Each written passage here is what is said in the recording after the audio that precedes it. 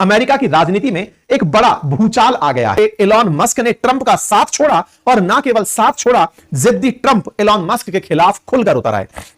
इतना तक कह दिया कि सुविधाएं जो एलॉन मस्क को सरकारी सब्सिडी के रूप में दी जा रही हैं, उन्हें तत्काल प्रभाव से बंद कर दिया जाए। मस्क भी कहां चुप रहने वाले थे, ट्विटर पर कंट्रोल जो करते हैं, उन्होंने साफ साफ कहा कि आप मुझ पर बम गिराने की सोचते हैं, जरा विचार कीजिए कि आपकी अगर एप्स्टीन फाइल खुलकर आ गई तो दुनिया को क्या बताइएगा। क्या बताएंगे कि आपने एक सेक्स दलाल को मरवा दिया था। एप्स्टीन नाम का व्यक्ति जो दलाली करता था, जो कि ब्रोकर था, ब्रोथल्स का ब्रोकर था, या कहिए कि लड़कियां सप्लाई करता था ट्रंप को, उसको आपने मरवा दिया था। कुछ इस तरह के आरोप एप्स्टीन फाइल्स के माध्यम से ट्रंप के तरफ घूमने शुरू हो गए हैं। भाई साहब ये आते हैं और कहते हैं अब समय आ गया है एक बड़े बॉम्ब फोड़ने का। तो ट्रंप महोदय बताइए कि एप्स्टीन फाइल्स क्या हैं, क्यों नहीं अभी तक उनको पब्लिक किया गया है। आपके लिए दिन अच्छा हो डोनाल्ड ट्रंप। भाई साहब इन्होंने अपनी तरफ से बोलते हुए कहा कि एप्स्टीन फाइल्स के बारे में क्या ख्याल है, और साथ में लिखा mark this four post for the future the truth will come out. और याद रखिएगा सत्य सामने आएगा। जैसे ही ये बात आई, चर्चाओं में एप्स्टीन फाइल्स चर्चाओं का सबसे बड़ा पॉइंट बनकर आ गया। फाइल से मतलब होता है, पहले मैं थोड़ा सा बता दूं, जैसे भारत के अंदर एक फाइल काफी चर्चित रहती है, ताशकंद फाइल्स, लाल बहादुर शास्त्री जी की मौत से जुड़ी हुई फाइल जो कभी पब्लिक नहीं हुई।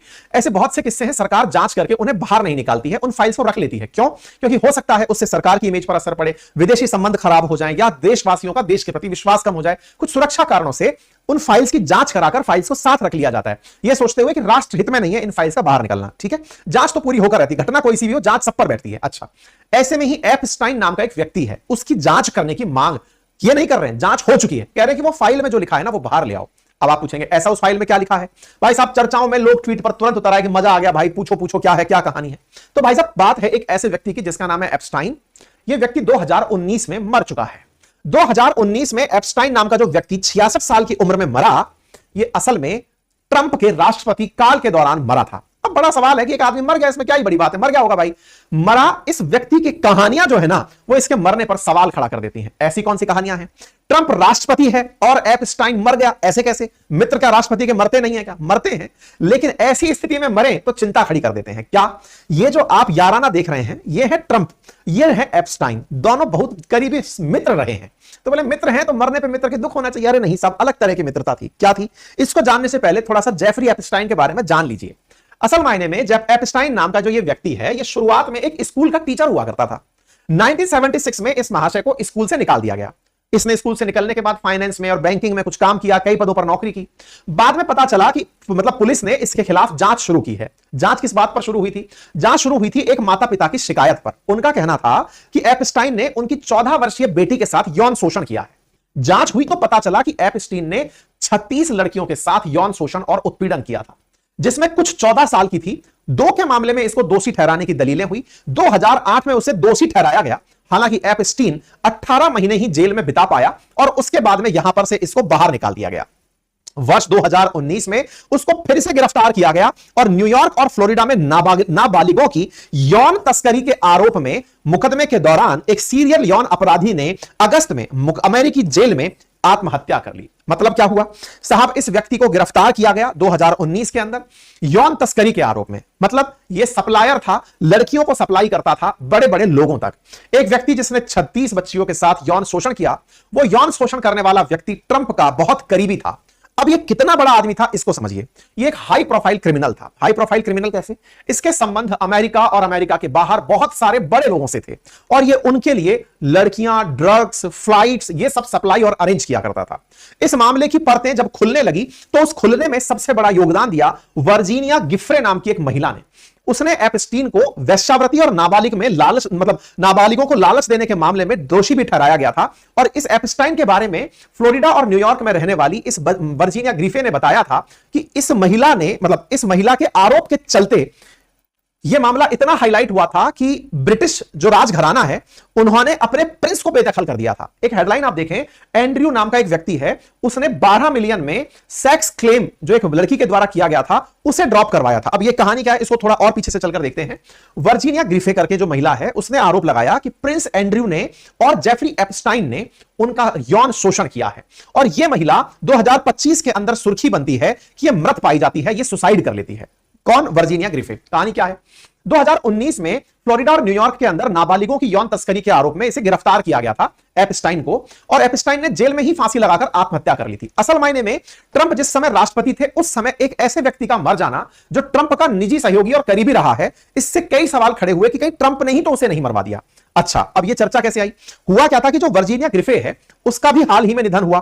तब ये न्यूज वापस से तैरने लगी। तैरते हुए क्या निकलकर आई कि इस व्यक्ति ने ही 1999 से 2002 के बीच इस वर्जीनिया ग्रिफे नाम की लड़की को कई लोगों के पास भेजा था यौन संबंध बनाने के लिए। जिनके पास ये गई थी उनमें से प्रिंस एंड्रयू भी एक था। प्रिंस एंड्रयू ब्रिटेन की जो रॉयल फैमिली है उसके अंदर एक प्रिंस है। इस पूरे प्रिंस चार्ट को तो हम बाद में निकालेंगे। वर्जीनिया ने प्रिंस एंड्रयू के खिलाफ मुकदमा भी कर दिया था। वर्जीनिया ने साल 2021 में ब्रिटेन के प्रिंस एंड्रयू के खिलाफ मुकदमा भी दायर किया। ग्रिफे ने आरोप लगाया था कि जब वो 17 साल की थी तब जेफरी एपस्टीन ने उसे एंड्रयू के पास भेजा था और प्रिंस ने उसका यौन शोषण किया था। वर्जीनिया ने कहा कि प्रिंस एंड्रयू के साथ 3 बार उसने यौन संबंध बनाए। एक बार लंदन यात्रा के दौरान, दूसरी बार एपस्टीन ने न्यूयॉर्क वाले बंगले पर भेजा, तीसरी बार अमेरिका में वर्जिन आइलैंड में उसको भेजा। इसके साथ साथ पहली और दूसरी बार एंड्रयू से जब वो मिली थी उस समय उसकी महज उम्र 17 साल ही थी। कुल मिलाकर के वर्जीनिया के आरोप लगने के बाद शाही परिवार ने तो एंड्रयू को निकाल दिया, लेकिन एपस्टीन बढ़िया जिंदगी जीता रहा। एपस्टीन फाइल्स में नाम क्यों आता रहा और इसके बारे में क्या कहानी है, इसके बारे में थोड़ा सा समझिए। अमेरिकी जस्टिस विभाग, क्योंकि 2019 में एपस्टीन ने फांसी लगा ली, अमेरिकी राष्ट्रपति के साथ संबंध होने की बात पुष्ट होती है। पता चलता है कि एपस्टीन नाम का जो ये व्यक्ति था, ये ट्रंप के साथ, पॉप आइकन माइकल जैक्सन के साथ, अमेरिकी अभिनेता एलेक बॉल्डविन के साथ, फिल्म निर्माता हार्वे विनस्टीन के साथ, इन कई हस्तियों के साथ पूरी तरह इन्वॉल्व रहा करता था। ऐसे तमाम नाम शामिल हैं जिनके साथ एपस्टीन की मित्रता थी। उस जांच में यह भी पता चलता है कि अमेरिकी राष्ट्रपतियों में Bill Clinton, Donald Trump, Kevin Spacey, Naomi Campbell, ऐसे बहुत से लोग हैं जो एपस्टीन की फ्लाइट से सफर किया करते थे। एपस्टीन का फ्लाइट का नाम था लॉलिता एक्सप्रेस, और इस लॉलिता एक्सप्रेस के अंदर जिन जिन ने सफर किया उसमें नाम ट्रंप का भी शामिल था। ट्रंप 7 बार इस फ्लाइट के अंदर सफर किए। ट्रंप ने इस एपस्टीन की सूची में इसके परिवार के सदस्यों के भी नाम है, इवांका ट्रंप का भी इसके अंदर नाम आता है। मतलब एपस्टीन ट्रंप के इतने सहयोगी थे कि इसकी जो तस्वीरें हैं ट्रंप के साथ में ये पब्लिक प्लेटफॉर्म पर आज भी उपलब्ध हैं, और ट्रंप की जो रंगीनियां हैं वो आज भी वीडियोस में उपलब्ध हैं। ये एपस्टीन है और ये ट्रंप है, और डोनाल्ड ट्रंप के साथ में महिलाओं के साथ रंगीन जो हरकतें करते ट्रंप आपको यहां दिखाई दे रहे हैं, ये बढ़िया से मीडिया में आज भी उपलब्ध तथ्य है जो आपको यहां पर दिख रहा है। तो कुल मिलाकर कंक्लूड क्या किया जाए, एपस्टीन ट्रंप के साथ, और हालांकि ट्रंप पहले से भी अपने इस मामले के चक्कर में दुनिया के सामने रहे हैं, एक और पॉर्न स्टार ने इनके ऊपर आरोप लगाए ही थे, तो ऐसे में पॉर्न स्टार को चुप कराने का केस, हश मनी का केस, पुराना मामला इनके बारे में बना रहा ही। अब बड़ा बात यह है कि एपस्टीन को कहीं ट्रंप ने मरवा तो नहीं दिया। ऐसे में एपस्टीन के बारे में जब ट्रंप से पूछा गया तो अक्सर वो इस नाम से बचते हुए पाए गए। कुछ ट्रंप के वो हैं इंटरव्यूज हैं जिसमें लोगों ने ट्रंप से जब ये सवाल पूछा तो वो इस बात को लेकर थोड़ा गोल गोल घुमा गए। इसी वजह से लोग इस बारे में बहुत ज्यादा सवाल अब करने लगे हैं कि मस्क इस बात को संभवतः जानते हैं कि पिछली बार जब ट्रंप आए थे तो एपस्टीन को मरवाया गया था, इसलिए एपस्टीन फाइल सुर्खियों में चल रही है।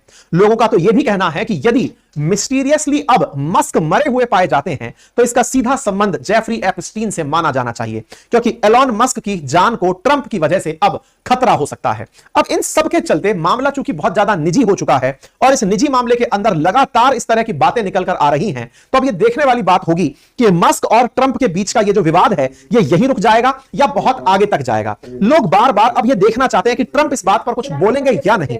हालांकि अमेरिका सरकार की तरफ से आए स्पोक पर्सन का कहना है कि ट्रंप एक राष्ट्रपति है और मस्क एक बिजनेसमैन है, वो अपने बिजनेस के लिए सोच रहे हैं और राष्ट्रपति देश के लिए सोच रहे हैं। तो ऐसे में मस्क का ट्रंप के खिलाफ मोर्चा खुल चुका है। देखना होगा कि इन दोनों के बीच ये मोर्चा सेटल होता है कि नहीं, क्योंकि अमेरिका की साख अब तार तार हो रही है। इस बीच ने मस्क ने यह तक कह दिया कि जेडी वेंस को राष्ट्रपति बना दो। जेडी वेंस ने कहा भाई मेयर को बचाओ, भाई गलती से उपराष्ट्रपति बना हूं। इन भाई साहब ने तुरंत बाहर निकलते हुए कहा कि मैं अमेरिकी राष्ट्रपति की शासन में खुश हूं। तो मस्क जो है वो इस तरह तक चाहते हैं कि हटाओ ट्रंप को और उनकी जगह किसी और को ले आओ।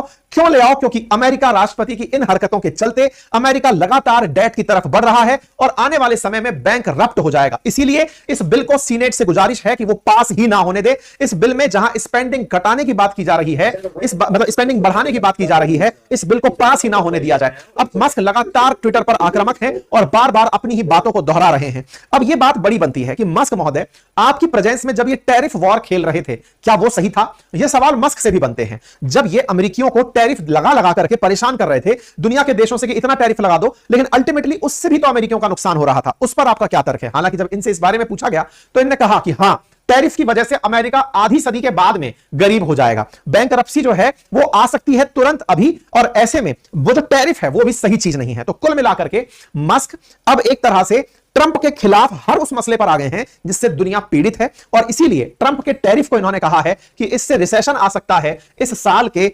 अंत में रिसेशन आ सकता है। यह मस्क ने टैरिफ के चलते हुए यह लाइन बोली है। नवल श्रीकांत जो है उन्होंने भी मस्क की बात का समर्थन करते हुए कहा है कि टेक्नोलॉजी की जरूरत ट्रंप को है और मस्क को इस तरह की सत्ता की जरूरत है। अब दोनों के बीच का जो सामंजस्य है ना वो बनते रहना बहुत ज्यादा जरूरी है। मस्क ने इसी बीच में आज फिर कल एक ट्वीट करके चिपका दिया और कहा कि इस समय की स्थितियों को देखकर क्या आपको ऐसा लगता है कि अब एक नई राजनीतिक पार्टी बनाई जानी चाहिए? तो लोग इस विषय पर अपनी राय दे रहे हैं। लोगों का मत है कि हां, एक नई राजनीतिक पार्टी को रिप्रेजेंटेशन मिलना चाहिए।